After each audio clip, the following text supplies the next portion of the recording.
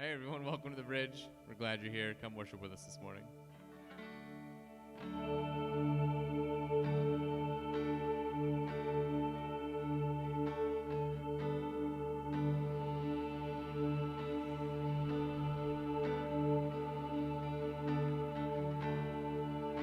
There's nothing worth more that will ever come close.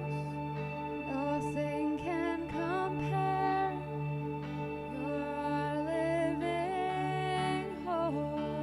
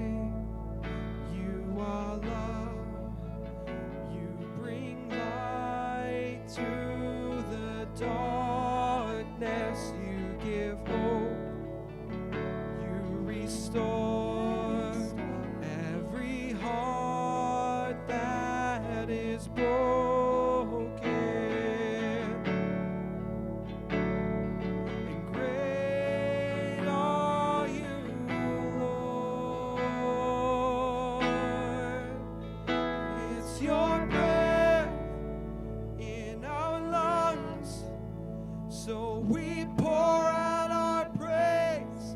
We pour out our praise. It's your breath in our lungs. So we pour out our praise to you only. Great are you, Lord. You give life. You are love. You bring light to the darkness. You give hope. You restore every heart that is broken. And great are you, Lord. It's your breath in our lungs. So we pour out our praise. We pour out our praise. It's your breath in our lungs. So we pour out our praise to you only. It's your breath in our lungs. So we pour out our praise. We pour out our praise. It's your breath in our lungs. So we pour out our praise to you only.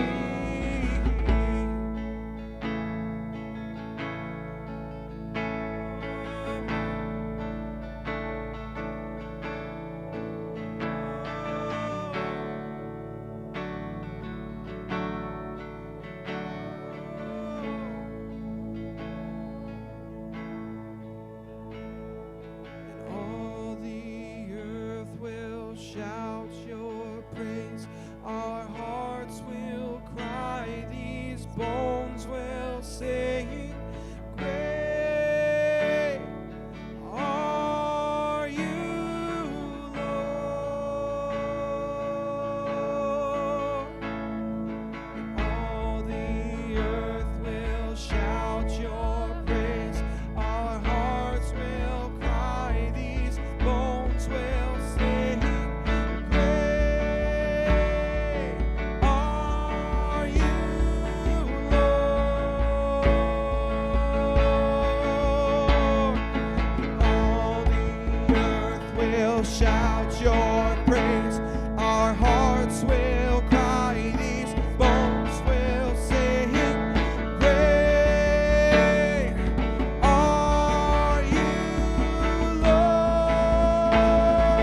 Lord. It's your breath in our lungs. So we pour out our praise. We pour out our praise. It's your breath in our lungs. So we pour out our praise to you only. It's your breath in our lungs. So we pour out our praise. We pour out our praise. It's your breath in our lungs. So we pour out our praise to you only. Great are you, Lord.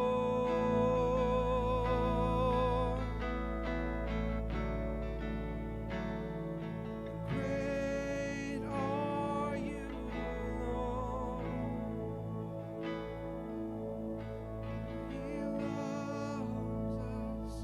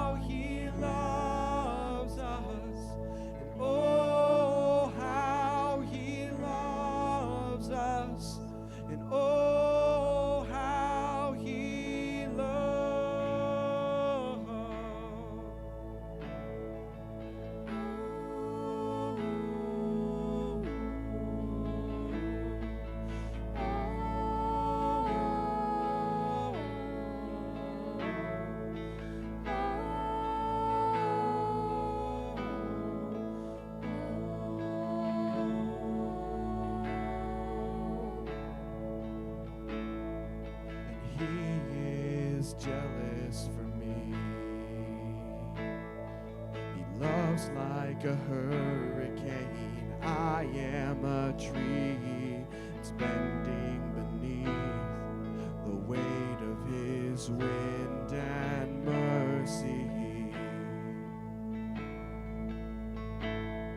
When all of a sudden, oh, I am unaware of these afflictions eclipsed by glory, and I realize just how beautiful you are and how great your affections are for me.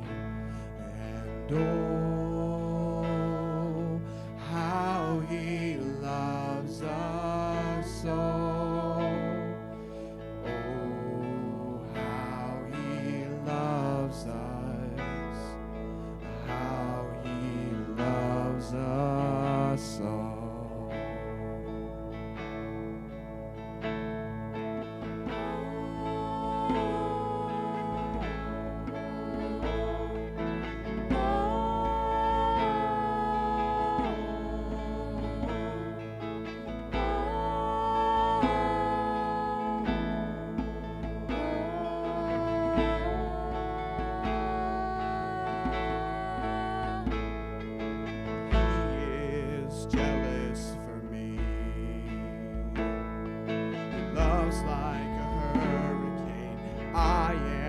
Tree bending beneath the weight of his wind and mercy. When all of a sudden, oh, I am unaware of these afflictions eclipsed by glory, and I realize just how beautiful you are and how great for me. And oh, how he loves us so. Oh, how he loves us. Oh, how he loves us all. Yeah, he loves us. Oh, how he loves us. Oh, how he loves us. And oh, how he loves. Yeah, he loves us. And oh, how he loves us. Oh, how he loves us. And oh, how he loves. And we are his portion, and he's our prize. We're drawn to redemption by the grace in his eyes. If grace is an ocean, we're all sinking. So heaven meets earth like an unforeseen kiss, and my heart it turns violently inside of my chest, and I don't have time to maintain these regrets when I think about the way that he loves us. Oh, how he loves us. And oh, how he loves us. And oh, how he loves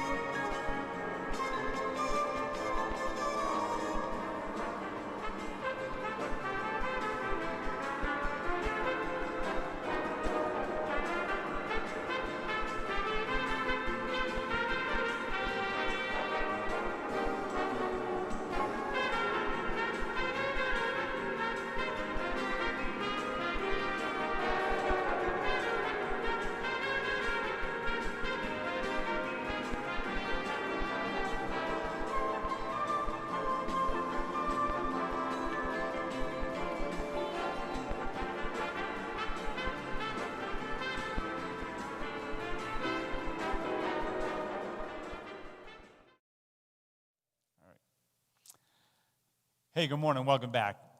Thanks, worship team, for leading worship. I think I actually hurt my throat. I was singing too loud. My throat hurts now. But I hope that you're enjoying worship and that you are gathering in your homes the way that the church did for the first 300 years of its existence. The church gathered in homes. They didn't have church buildings. They gathered together and worshiped Jesus just with the people around them. So I hope that you're doing that and hope that it's been meaningful and been a blessing to you. The other day I was out, I met a lady on the street, and I told her that she had drawn her eyebrows too high on her forehead. She seemed surprised. Because she didn't think I would say that, and the fact that they were drawn high made her look like she was surprised. So it was, that's funny to me. Also, just one quick announcement. There's a group in town that was started by Matt Adams, who owns the small town amusements, the Arcade downtown in the back of the Regent Theater, is what I was trying to say. And he started this group that is edging all the sidewalks in Allegan. It's called Giving Allegan an Edge. And there's groups of us Monday nights, Thursday nights, and Saturday mornings. You can pick the times you want to go. But we're out working and just beautifying Allegan just for the sake of doing it and just helping the city and wanting to give back to the city. So if you're looking for a way to plug in to be with other people, we're outside, and so there's good social distancing, but it's a way you can meet your neighbors, meet people in town, and do something productive at the same time. I think we've posted stuff on our social media already. You can check that out, and you can let us know if you want to join, and that'd be great to have you. We'll be actually, Monday nights from 5:30 to 7:30, Thursday nights from 5:30 to 7:30, and then Saturday mornings, I think, from 10 to 1. So yeah, and you can contact Matt, and he'll tell you where he's going to be that night. So good, so check it out. So this is our fourth installment in our series of This Is How They'll Know, based on the passage in John where Jesus says, they'll know you by the love that you have for one another. And so we're studying 1 Corinthians 13, verses 4 through 8, to give us a picture, to give us a measuring stick of how we're doing and what love is supposed to look like. So 1 Corinthians 13, 4 through 8, I know we've read it a few times, but I want to keep it fresh in our minds. Love is patient, Paul says. Love is kind. It does not envy. It does not boast. It is not proud. It does not dishonor others. It is not self-seeking. It is not easily angered. It keeps no record of wrongs. Love does not delight in evil, but rejoices with the truth. It always protects, always trusts, always hopes, always perseveres. Love never fails. So this, according to Jesus, is how people should describe us. These, he tells us, are the markings of his disciples. So we should take seriously what it has to say. He says, love is how people will know you. We should take seriously what love looks like, and we should be trying to embody that in our daily lives. So today I want us to focus on how love is not easily angered. Mental health professionals say that we live in the age of rage. If you spend any time driving in your car, or any time at a customer service desk, or any time on social media, you will have no doubt that this is the age of rage. You have witnessed, you have felt people's rage, and maybe experienced some rage of your own. So this is the age of rage. Studies show that men on average lose their temper 6 times a week, while women lose their tempers on the average of 3 times a week. Typically, these studies show that men get angry at things and women get angry at people. And if you took a survey of my family, they would absolutely tell you that I get mad at things more than I get mad at people, particularly things that don't work the way that I think that they should, or the way that they're designed to work. I'm not saying it's good. I'm just saying that that's the truth. I get really angry when things don't work the way they're supposed to work. There's a story about a lady who came up to Billy Sunday. Billy Sunday was a very famous preacher in the beginning of the 20th century, maybe the most renowned evangelist, preacher of the gospel in America at the time. And she came up to him trying to justify her anger to him, and she said, there's nothing wrong with losing my temper. I blow up, and then it's all over. And Billy Sunday replied, so does a shotgun, and look at the devastation that leaves. And so I think that's kind of a sobering look at what our anger can do. And so far in this series, we've learned that love is patient and kind. We've learned that it does not envy. And last week we talked about how love is not proud. And today we want to look at how love is not easily angered. And this might be one, as we've been kind of working our way through, might be one that you were hoping that we were going to skip over this one. But we're going to cover it. And let me start off by saying that anger is not a sin. Anger under control is normal, but it actually can lead to sins. In Ephesians 4:26, Paul talks about anger. He says, in your anger, do not sin. And other versions will say, be angry, but don't sin in your anger. Right? So it's not, anger in itself is not sinful, but it can lead us to sin. Unlike how we talked about the last 2 weeks, envy and pride. Envy and pride are incompatible with love, but anger and love can exist simultaneously. I mean, God is love himself. God is love, and God gets angry. So it's plain to see that love and anger can coexist. Anger is often an appropriate response. We live in a broken world. There is stuff that is wrong that should make us angry. Injustice and cruelty and evil and suffering, we should be angry about that. Death even. You know, Jesus, when his friend Lazarus died, Jesus was angry about it. When Jesus wept, he was sad, but he was angry. The Greek word is, like I always say, the snorting of a bull. Like he was angry at death. So anger is an appropriate response to those things that aren't the way that they should be. They're not the way they are in God's kingdom. And so our verse today doesn't say love doesn't get angry. The verse says love is not easily angered. And it's how we handle our anger that's the issue. There are other translations, other versions of this passage translate this word this way. The Living Bible says love is not touchy. The New Living Translation and the English Standard Version says that love is not irritable. The Common English Version says love is not quick-tempered. The New English Translation says love is not resentful. And the Message says love doesn't fly off the handle. I kind of like that, because we all know what that means. We've all been guilty, I think, at times of flying off the handle, like overreacting or letting things go. So with love, anger is slow. Anger doesn't explode.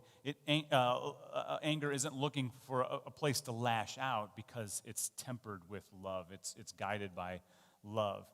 And as Paul tells us right after this, he says in 1 Corinthians 13:5, it keeps no record of wrongs. It's not sitting there seething, waiting for the next opportunity to lash out. James tells us in James 1:19, he says this about it. He says, my brothers and sisters, take note of this. Everyone should be quick to listen and slow to speak and slow to become angry. So it's that picture of love that is not easily angered. It's not quick to anger. And so anger, though, it's a warning signal that something needs to be addressed. It's sort of like a check engine light on our dashboard, and it's I think about it like a headache. I had a headache this morning, but a headache is rarely the root cause of the. It's not usually the root problem.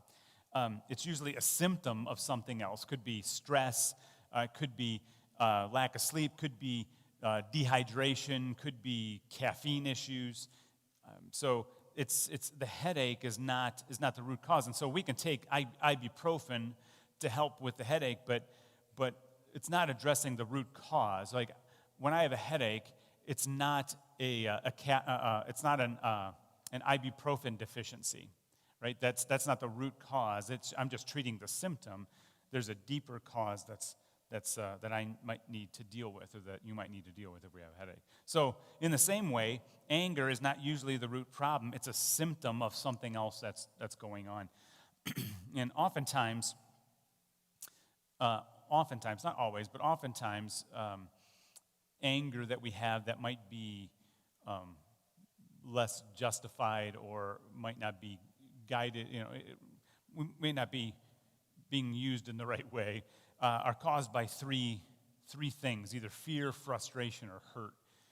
And so when the situations that we're in stir up those emotions, the symptom that exhibits itself can be anger.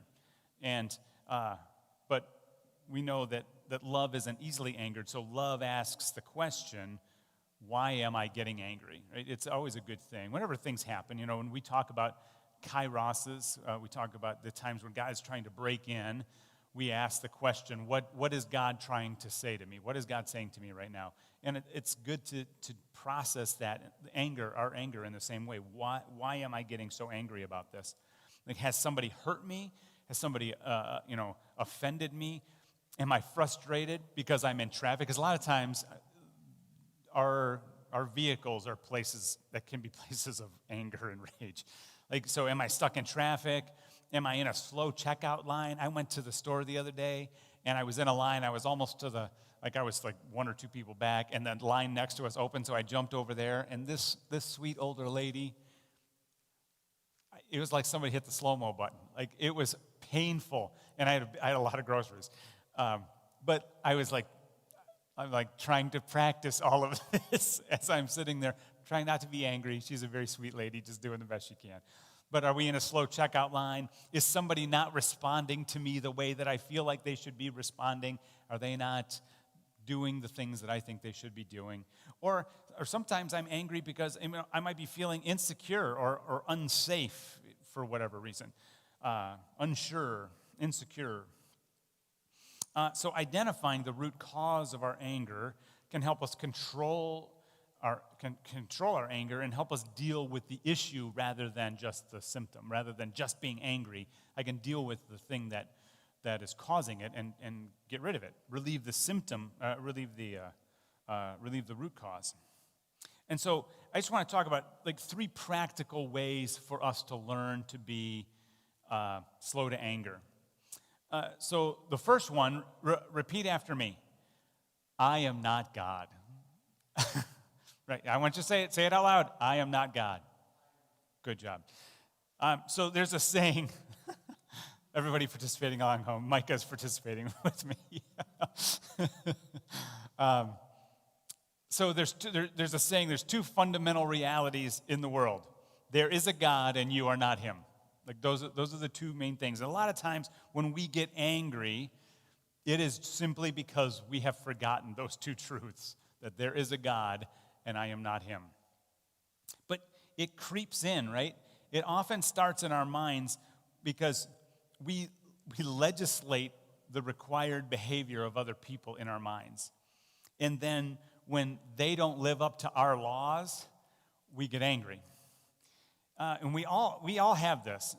We all have these mental laws of how others should behave, right? We might say it like this. We might say, "Thou shalt not pull out in traffic in front of me, nor follow too close to my bumper." Or, "Thou shalt return my text and emails promptly." Or, thou shalt control thy children in a manner that I deem worthy and right. Right? We have these lists in our mind. Tell me I'm not right. Tell me that you don't do that. Because we all do it. We all have these, our own little commandments of other people's behaviors. And when they break one of my statutes, boom, I am easily angered then. And that's why we need to remember that we aren't God. We don't get to call the shots. We don't get to call the shots, thankfully, because we don't see the full picture almost ever. We don't understand the full picture of whatever's happening. And that's why we have to be slow to anger. And when we do get angry, we need to be very slow to act on that anger. So that's the first thing. The second thing is it helps if we keep in mind how slow God is to be angry with us. Because, we read that James tells us not to be slow to become angry. But if you do a search on the words slow and angry or slow and anger, you'll find that those two words occur in the same sentence 10 times in Scripture. Once is in James when he tells us to be slow to anger. The other 9 times are referring to God and what his character is. There's verses like Psalm 86, verse 15. It says, "But you, Lord," the psalmist says, "But you, Lord, are a compassionate and gracious God, slow to anger, abounding in love and faithfulness." So God is not quick with his anger, even though we give him a lot of reasons to be angry. I give him a lot of reasons that he could be angry, but he's slow to anger. He's abounding in love and faithfulness. He is compassionate and gracious. And once again, we see that the reason that God tells us to behave in certain ways, that he tells us that he wants us to do certain things, is not because he's a control freak or because he doesn't want us to have any fun. It's because he wants us to be like him. He says, be slow to be angry because he is slow to be angry. God keeps his anger under control, and so should we. Remember, God is love. So 1 Corinthians 13 is describing him. So God is not touchy or irritable or quick-tempered or resentful. God does not fly off the handle because love doesn't do those things. And one helpful practice that I've found in my life, actually Michelle and I both kind of have committed to, is that we're not always 100% successful, but it's our practice to not take offense. We've made a commitment to ourselves to not take offense. Proverbs 19:11 says that a person's wisdom yields patience. It is to one's glory to overlook an offense. Or I think the New Living Translation says, you earn respect by overlooking an offense. It's impossible for you to offend me if I refuse to take offense. And so I'm going to challenge you to make a pact with yourself to just not take offense. If someone does something that rubs me the wrong way, I just assume that I heard it wrong, or I misunderstood it, or that maybe they're just having a bad day. But if I don't take offense, I can't be offended. And I tell you, it's really freeing when you just say, I'm just not going to pick it up. I'm just not going to pick it up. I just move on because love keeps no records of wrongs, no record of wrongs.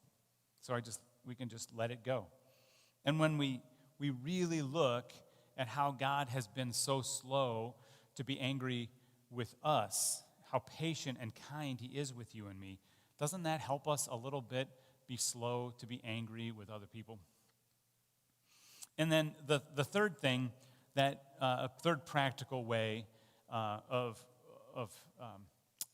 learning to be slow to anger is to remember that what Jesus did for us, he absorbed the Father's wrath for us. God was righteously angry about our sin. what that means is that he had every right to be angry. Sin is breaking the law. It's breaking God's law. It's violating God's statutes. And there are consequences. There's penalties for that. Just like there's penalties for us violating the law here. There's penalties for it. There's penalties for breaking God's law. And it creates anger in God because we are violating the world that he created for us, the way it was supposed to be. It should be where his kingdom has come and his will has been done. And so, but he loved us, he loved you, and he loved me so much that he allowed his wonderful, loving, sinless Son to bear the burden of his anger through his death on the cross for us, dying in our place. And the properly placed anger of God was absorbed by the overwhelming love of God. So that his anger is removed, and so that we can be reconciled, we can have our friendship restored back to him. Like, that's the gospel. That's the gospel in a nutshell. Jesus took away God's anger for us so that we could be reconciled. We could restore a friendship back between him. That is the good news of Jesus. And so if we keep all these things in mind that we've talked about, that we are not God, that God is slow to be angry with us, and that Jesus absorbed the anger from our sinfulness, that resulted from our sinfulness, for us, it makes it easier for us to overlook the offenses of other people. And through that, we can learn to not be easily angered. We can learn what that looks like by studying the heart of the Father, by looking at his love and his kindness and his patience with us, and let that flow through us so that we can be gracious and not easily angered with other people around us. And so I have our discussion questions for today. Three things that I would like you to discuss in your groups. The first is just, I thought this might be fun, but maybe revealing for us. What are some of the mental commandments that you make? What are some of the mental commandments that make you angry when others don't follow them? Do you have some of them that are kind of your pet peeves? Number two, name some of the specific things in your life that you get angry about that are really triggered by fear, frustration, or hurt. And number three, will you make a commitment in front of your group to refuse to take offense anymore, to make that decision to say, I am just going to choose not to take offense? Amen. So I hope that you're having a good morning. I hope that you're with people who love you. If you are not in a group, if you are not meeting in a home right now, and you want to be, contact us. We have groups that are meeting around the city of Allegan that you are welcome to be a part of. That you are invited. Most of us are meeting outside so we can be safe. And if you want to be plugged in, let us know, and we'll find a place for you to be plugged in. We'll do our best. And so I hope that you have a great week. I love you all, and there's nothing that you can do about it. We'll see you soon.